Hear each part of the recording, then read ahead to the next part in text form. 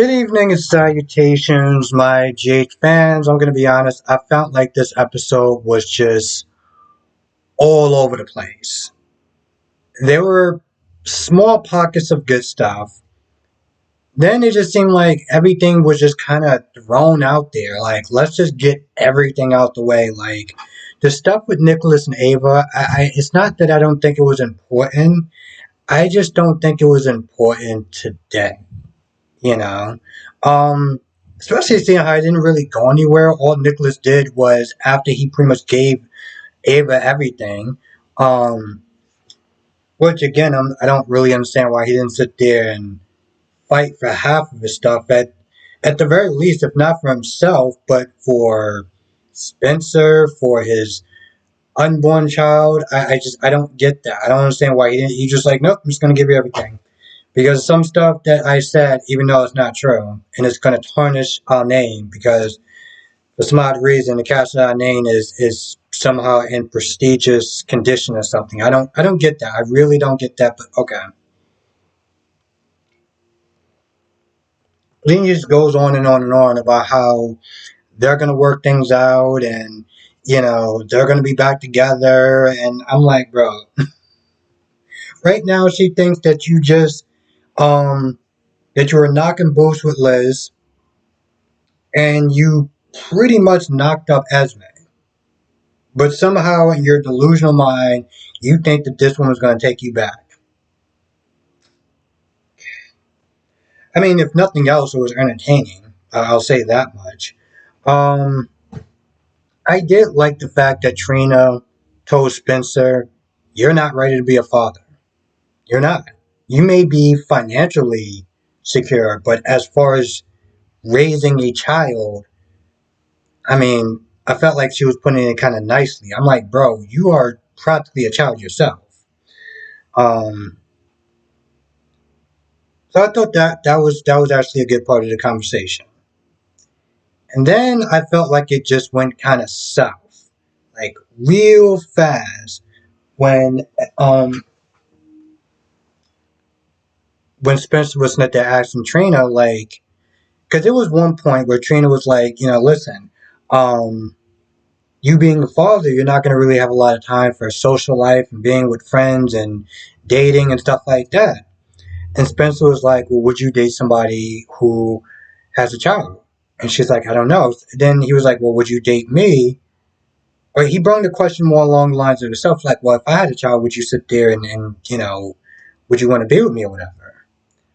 And she really didn't answer the question. She did everything that she could to like evade the question the best that she could. And then it seemed like Spencer wanted to get kind of real and talk about, you know, yeah, they're doing this whole pretending thing to lure out the hook killer. But, at some point, I think he said something along the lines of, are we playing the game or is the game playing us? Because they do text a lot, they call each other, they spend a lot of time, even in places that aren't really public. And it seemed like they both kind of just, it seemed like Trina wanted to kind of avoid, like, okay, like, is this becoming real? Are we actually going to be like a couple, whatever?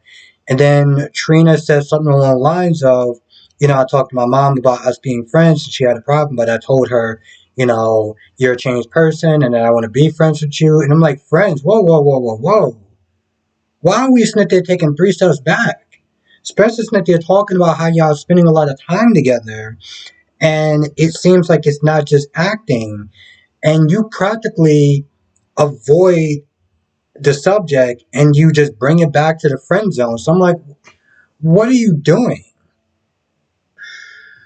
I know there's a lot of people that are Sabrina fans and they want them together, but I mean personally I don't really care one or the other, but I do feel bad for y'all fans because to sit there and say that they're moving whatever their relationship is supposed to be at a snail's pace is putting it mildly. Now, I felt like Ned wasn't really necessary as far as being there. I felt like, don't get me wrong, it was nice that they're saying that he came there to support Willow and he was there for Michael and he was like, listen, business aside, we're family and we're always going to sit there and be family regardless. Cool, nice, a good Kodak moment. But I also felt like it was a little, like I felt like they just threw in a lot of characters that was just like, I got to like, when I started to get into like line 7 or like whatever, and in my notes I was like, oh god, seriously. Then they had Carly and Drew, and I'm like, I feel like I'm writing a damn novel at this point. Even in the beginning when Brooklyn saw Ned, Brooklyn was like, "What are you doing here?" Well, what do you mean? What is he doing there? He's family. And then she kept saying to be nice, just be nice, and I'm like, the girl got stage 4 cancer. I think if there's any point, there's ever a point of being nice, I think this is it. So I don't think you need to sit there and constantly tell them, be nice, like relax. Um, Nina was very anxious, even though Sonny was trying to help her out.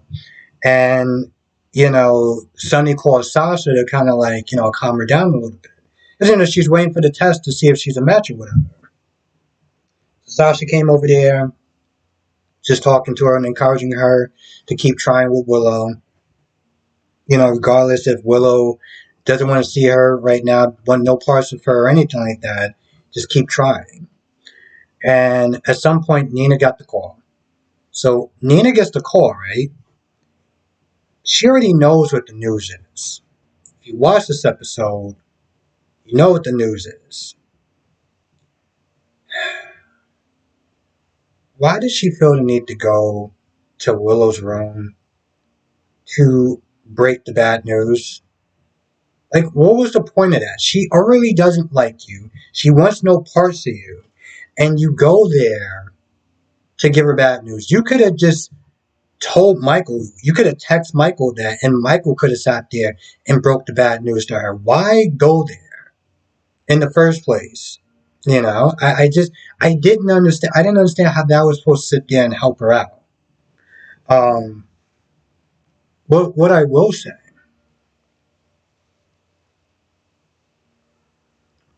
is that I actually felt bad for Nina. I genuinely felt bad for Nina. Um, this is a very sad and emotional storyline. I mean, of course, it's emotional whenever you're sitting there dealing with anything related to cancer. It's an emotional storyline. Um, this is really part of the reason why I kind of do enjoy watching B&B sometimes. I mean, it's over the top. It's more comical than anything else, but it's a nice little bit of a break from watching this show, and particularly this storyline when everything is just very moot and depressing and sad. Um, Now after Cody was okay, here's the thing: Cody was talking to Miss Will, right? Miss Will, and Miss Will was sitting there giving Cody, hey, listen, whatever he drinks, just put it on my tab. I got him or whatever, right? And praising him on doing his good work as far as rigging the game and just really helping her out with her little side hustle. Um, there was a point where they started talking about Britt, right? And I'm gonna be honest, I got annoyed. I got annoyed when Miss Wu was sitting there talking about Brad and how Brad was taking it, and you know, um, the way she was sitting there talking about Britt, like, yeah, I'm sorry for your loss. It was a real shame or whatever. We came to some sort of understanding, and it's like, let's be honest. When she talked about Brad and how bad it was, how bad he was sitting there taking it, it was like, don't sit there and try to act like you're not slightly relieved. Like you're not slightly relieved that Britt is going this way. She doesn't have to be a bad influence for Brad. I don't know. It's just something the way it was something. the way she was sitting there talking about, oh, my nephew's going, it's really bad. And it's like, don't sit there and try to act like you're broken up about it, because you're not. And honestly, to tell you the truth, it made me kind of I wouldn't sit there and say angry, but just more annoyed than anything else. Um, but after that, she talked to Gladys, and she was like, well, it's Thursday. I felt like I was about to do that Family Guy skit, when Stewie comes up to Brian, he's like, well, it's Friday, and I'm here for my money. That's that's what I kept thinking when Miss Wu was like, well, time to collect. And she told her how much it was. I think it was like $175,000. And she was like, oh, well, I don't really have that. And Miss Wu was like, yeah, well, that's going to be a problem. He was like, are you sure? And he was like, yeah, I'm sure. I got a BA in finance. I'm pretty sure that's how much you owe. Now the whole time, Cody is see, Felicia and Mac was just another two group of people that just didn't need to be in this episode. Um, they talked to Cody for a little bit. And, Mac was kind of worried that Cody is going down the wrong path, Miss Wu. Um, and of course, Felicia says some unnecessary lines because, let's be honest, they both didn't need to be in this episode, but here we are. But at some point, Gladys and Miss Wu are talking, and Cody's just not there, just looking. And I can't tell if you can actually hear the conversation because he was kind of far away. Um, but Gladys is not there talking about how she was going to sit there and sell her son's garage. Um, and she'll be able to sign off on it because she has power of attorney over Sasha and everything like that. So I don't know. I don't remember. I'm not gonna lie. I don't remember if she actually took it or not. But yeah, it seemed like she took it. They shook hands or whatever, and then Cody went up to Miss Wu and was like, who is that? Um, and Miss Wu was like, oh, that's Gladys Corbin. And Cody was like, all right, listen, I want to keep a distance away from her. Now, while he was looking at the situation, he was thinking about the conversation with Sasha and thinking about the name on Gladys. Now he realizes that Gladys is screwing over Sasha. The question is he going to say something?